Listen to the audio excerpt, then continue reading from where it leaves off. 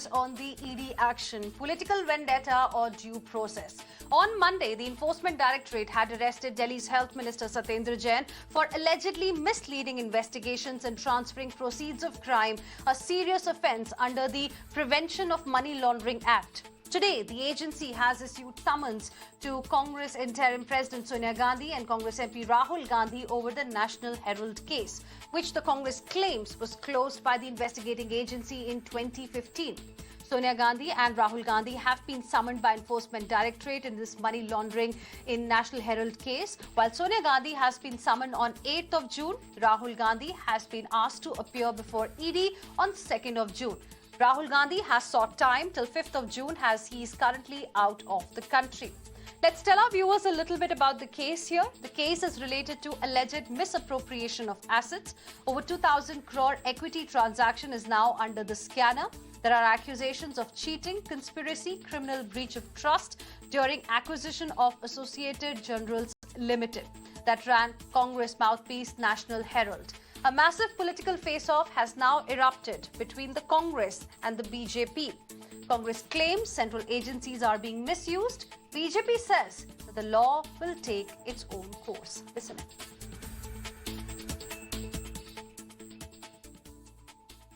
डरेंगे नहीं, झुकेंगे नहीं, सीना ठोक कर लड़ेंगे।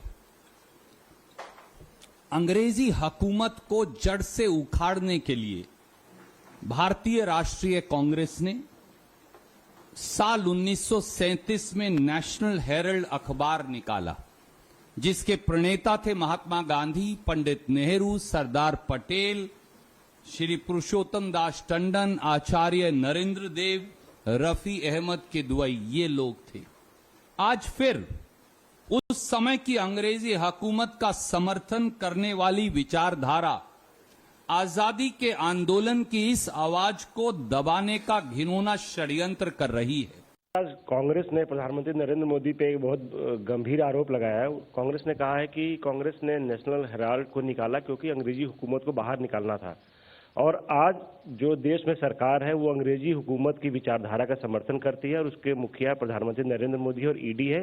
इसलिए राहुल गांधी को, सोनिया गांधी को नोटिस भिजवाया गया ईडी का। इसका कैबिनेट से दूर दूर तक कोई लेना देना नहीं। प्रधानमंत्री पे सीधा हमला किया है सर। ये सरकारी एजेंसीज अपना काम करती हैं। Joining us on this urban debate is Tuhin Sinha, spokesperson of the BJP, Shantanu Sen, former Joint Director CBI, Aiyshwarya Mahadev, spokesperson of the Congress Party, Saket Gokhale, TMC spokesperson, also live with us on the broadcast. Good evening to all of you. Thank you for joining us here on Urban Debate on Mirror Now this evening. Mr. Shantanu Sen, let me begin the discussion with you. Each time there is an action by any central agency in the country against any political leader, be it, in any state or, anywhere in the country, we see the similar sort of debate taking place. The opposition calls it political vendetta. The government calls it that, the agencies are only doing their job. How should we see the action that has been taken today, and how will you like to respond to the charge of political vendetta that keeps coming?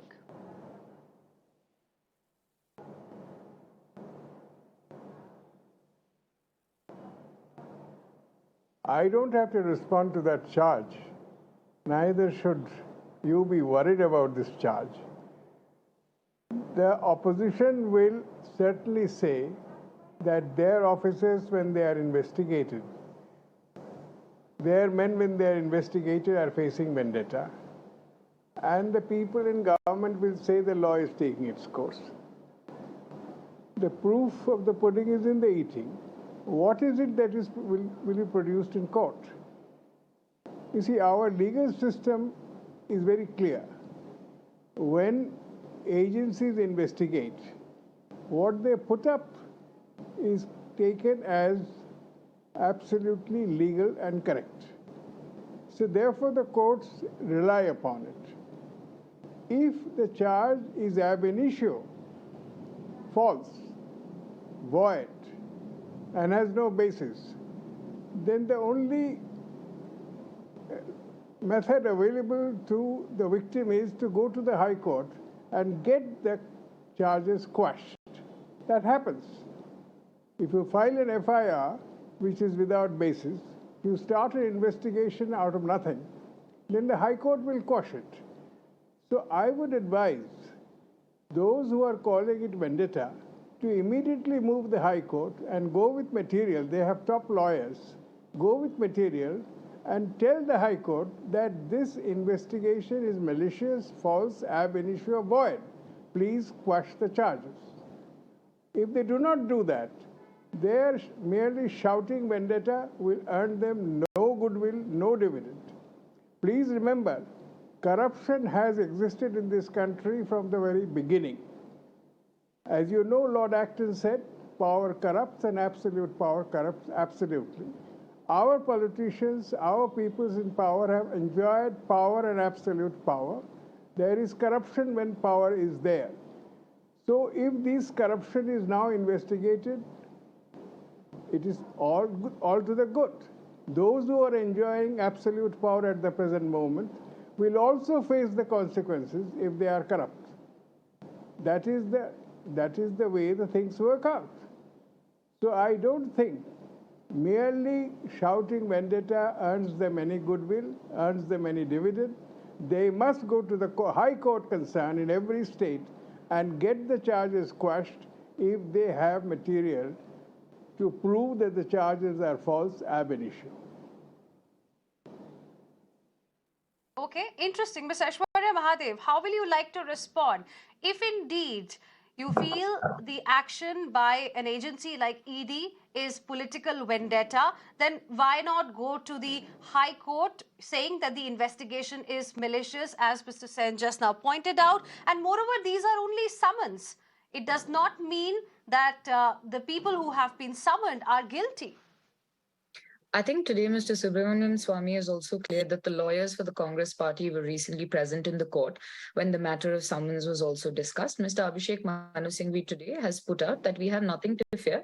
This summons is something that we also believe is malicious because this was a case that had closed in August of 2015 and then was reopened.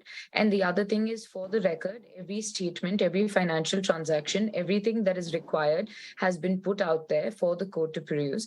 And the ED Enforcement Directorate obviously has sat on this for so very long. It is not just us calling political vendetta, as the learned Mr. Sen did point out. It is also us talking about the timings of instances of ED raids and also actions such as this by enforcement agencies over the years. And that is also problematic, right? And now when you talk about the Enforcement Directorate also, in over the decade of 1,000-odd cases that they have, they've been able to land 30 convictions out of 1,000 in what is there. And a lot of these are long-drawn processes that turn into media witch hunts and add undue pressure onto any political party. It is extremely unfortunate what has happened today, but at no point has my leadership or the representatives of the leadership said they will not appear, said they will not depose, or said they will not be subject to the investigation. We believe it is unfair. We believe it is a part of a larger conspiracy against opposition parties, because it's not just the Congress. You see the way that they have targeted attacks on leaders across the states. And this is one thing I want to ask you, right? So when you go after opposition leaders, let me give you examples of Mr. B.S. Yediyurappa, who was in jail and was the sitting chief minister at that point when he was convicted. Let us talk about the Bellary mining barons and the brothers there and what the courts have done or what sort of action has been taken. Or let's also talk about Mr. Himanta Biswa Sarma, who when he was in our party had a white paper against him. But when he went to the BJP in the Louis Burgess scam, and after he moved to the BJP, everything seems to have disappeared. And I think this sort of disproportionate sort of response to allegations of corruptions, especially when they arise in the ruling dispensation, and the lack of action there also smacks of partiality, and also the fact that these agencies are not truly independent. And I reserve my right to say so, as it may be taken with anybody on this panel. So Heena, the question we're asking is the timing. Second, this is long drawn. This could have been done. We have submitted everything that is there. We're not recusing ourselves from any sort of trial. But the second thing is, this has become a process of a witch hunt, and this is how they suppress the voices of the opposition. And this is something that the people are seeing every single day, and that is what's the most unfortunate. Interesting. Mr. Tuhin Sinha, how will you like to respond? The charge is this is a process of witch hunt. BJP targeted Gandhis in the past on Augusta Westland. BJP targeted Gandhis on the issue of National Herald in the past as well. Today, summons have been issued. On Robert Vadra, also, we have seen BJP targeting the Congress party, Gandhi specifically. Not one case has gone anywhere. And look at the track record of an agency like Enforcement Directorate. The conviction rate is so low. Number of searches conducted, from July 2005 to February 2022, 3,086. Number of convictions, 23. That's the track record. Good evening, Heena. I think if you give this data, there's all the more reason for Congress to not be worried at all. They should face the ED, take it in their stride in much the same manner that Mr. Modi took CBI in his stride when he was grilled for one whole day in 2008. What is the Congress worried about? But the point is, over here, there are some very incriminating facts also which necessitate further investigation. And today, if ED summons seem to be a natural extension of the investigation which had been taking place in 2015-16. If you look at it, the National Herald, a paper which was founded by Nehru in 1938 to further the ideals of freedom struggle, was virtually usurped by the Gandhi family through a surreptitious deal where 90 crore rupees was loaned out by a new company formed by them on paper to the parent company of National Herald. What happened within months? The National Herald was unable to pay the money back, as a result of which the Gandhis virtually took control or usurped the property of National Herald worth 2,000 crore, for which apparently less than 50 lakhs were paid. So number one, whose money were they using? Was it laundered money? Because I don't really know whether Rahul Gandhi has a known source of income, or whether he generally has known sources of income. So I think these are questions which need to be answered. And why should they shy away from facing the ED? It's a mere summon. They should be more resilient, if they have nothing to hide. Okay. Saket Gokhale. I know Ms. Aiyshwarya Mahadev also wants to respond, but Mr. Saket Gokhale first, opening comments, and I'll go across to Ms. Aiyshwarya Mahadev. Yes. Thanks so much, Heena. First of all, before I start, I would like to respond to what Mr. Sen said earlier. And I have a copy of his book, CBI Insider Speaks, right here. The last paragraph of his preface says, this brings up the question of sanctity of judicial process and of members of the judiciary. Reports that some judges are suspected of having mafia connections are spine-chilling. Now, knowing this is something that he said. It's very easy to say you can go to the court and get your case squashed. I mean, I wish it were as simple as that. The process in India is the punishment. The agencies know that very well. If it was as simple as going to a court and getting a summons squashed or the case squashed, we would see a lot more people doing that. But we've also seen cases in the judiciary itself.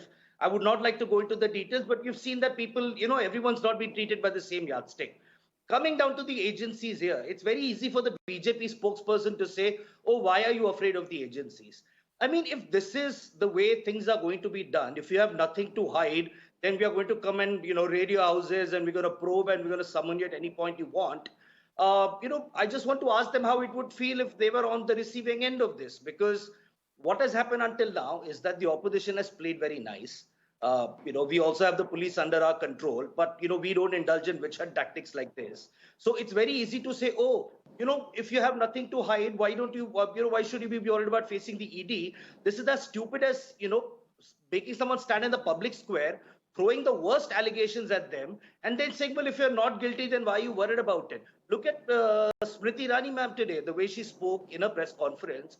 She has almost concluded that Mr. Satendra Jain is guilty. Look at the way the BJP spokesperson is speaking about Mr. Gandhi's income. It's as if he's already ruled he's the sitting judge in this case.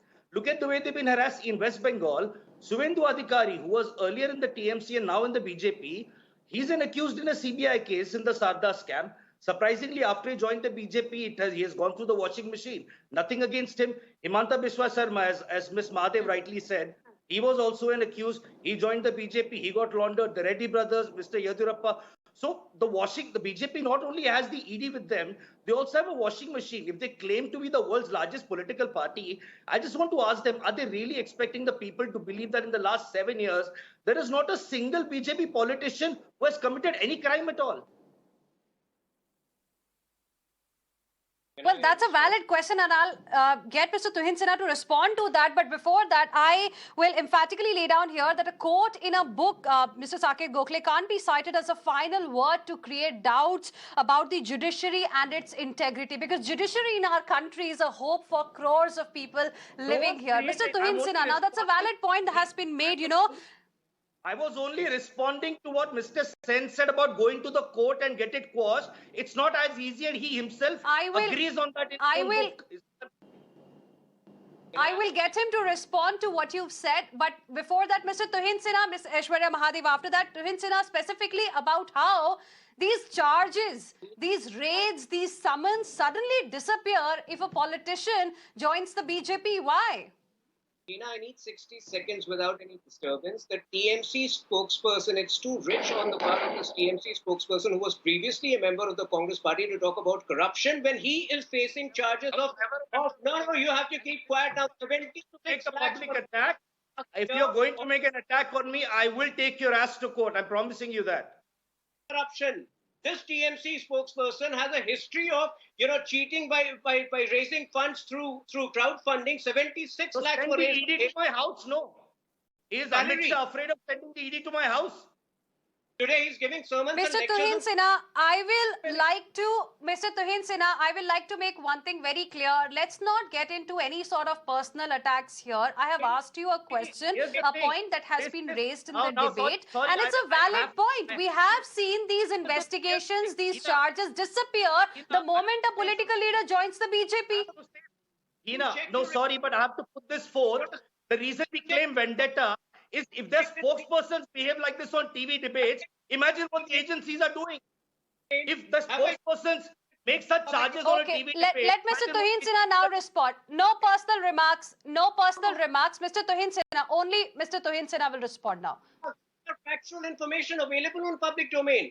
How can you negate it? When you are having a serious debate on corruption, the only thing I'm implying is that this is how the opposition has virtually normalized corruption in this country. I can give you a lot of names, even in Maharashtra. Nawab Malik is in jail for cutting deals. No, but that still does not answer the question that I asked, Mr. Tuhin Sinha. It does not answer the straight question that I asked. Why is there this feeling that, the charges, the investigations, the summons, etc., would just disappear the moment you join BJP? Why is there this perception? Not the case. When you ask about timing, ideally we should have brought this up. Ideally, the ED should have taken this up before the 2019 elections. Today, the Gandhis are redundant. The Congress is a sunken ship.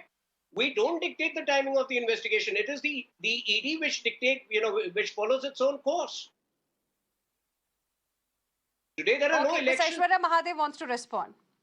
Somebody who says that they don't dictate the timing of raids, when Mr. Veerbhadra Singh, and before a very critical juncture, had his family raided, when you saw what happened with Mr. Ahmed Patel's Rajya Sabha election, you saw what happened to the leaders in Karnataka. If you look at what has happened to Mr. Chidambaram, if you look at what happened to Mr. D.K. Shivkumar again, you realize that there's obviously a sequence and timings to all these events. And, Mr. Tuhin says, they basically took over assets worth thousands of crores. No, sir. The fact was that Associated Journals Limited was obviously under. It was something there where we gave them a loan because they had dues, they had VRS, they had government dues that had to be paid, and none of them could be liquidated, none of their properties, because they were all government leases, and that was the fact.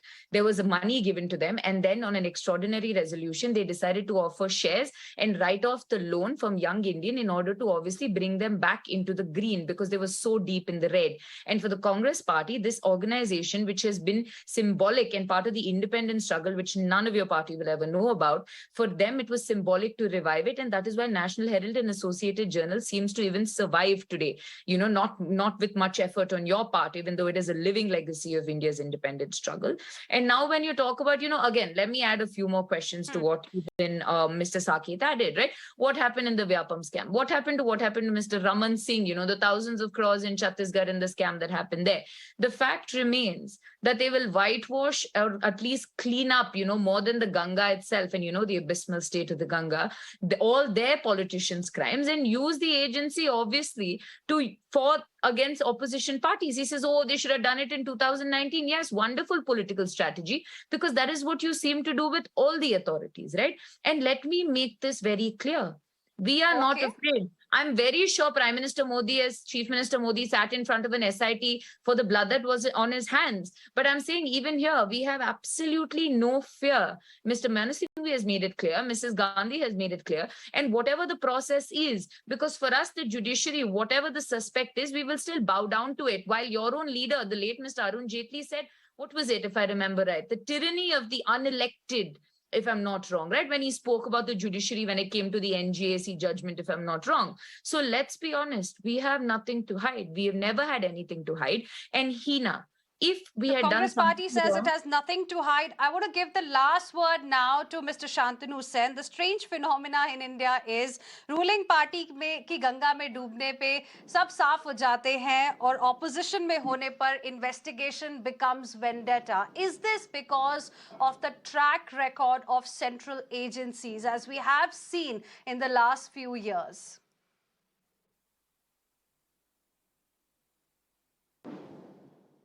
Yes, that question remains. There is a belief, and this belief is widespread, that the investigating agencies are selective in picking up cases for investigation. And they act probably to please the government in power. This question remains, and therefore, let us work to bring some autonomy in the investigating agencies. I recall the Supreme Court, as far as the police is concerned, making amendments, declaring times after number that all our investigating agencies must be separated from law and order, and they must function as separate agencies. No parliament has done it, no state has done it. Why is it that the states still want to keep the investigating agency as a pawn in their hands? We have to separate the investigating agencies, make them look independent. We are not doing that. And therefore, I repeat, and I have said this often, that Article 142 of the Supreme Court must come into place, and they must legislate to bring our investigating agencies out of the purview of government. So when they investigate on a complaint, whether it comes from the government or from any other authority, they are not selective. Because when they investigate, they have to act according to law. If they don't, heavens will fall upon them. The High Court will not spare them. They will get strictures. So the investigations have to be fair and square. But if you pick your investigations, as is the charge made by the politicians today, and rightly so, there is a widespread belief that they are being selective. People who are not in the power are not being investigated. It's time that the Supreme Court intervenes, as it has done recently in the case of sex workers, and legislated to make them an institution. Similarly, our investigating agencies must be made so far autonomous that they cannot select. They work on complaints and they act on complaints, and they will be then very difficult to make a charge that they are being selective and vendetta prone. I think that's a wonderful point that you've made, Mr. Sen. We need to also make agencies look independent. That's very, very important. There's a need to herald a move to free the agencies now. And maybe this case might do that. Thank you very much, all of you, for joining us here on Urban Debate on Mirror Now this evening. We'll be tracking the story closely.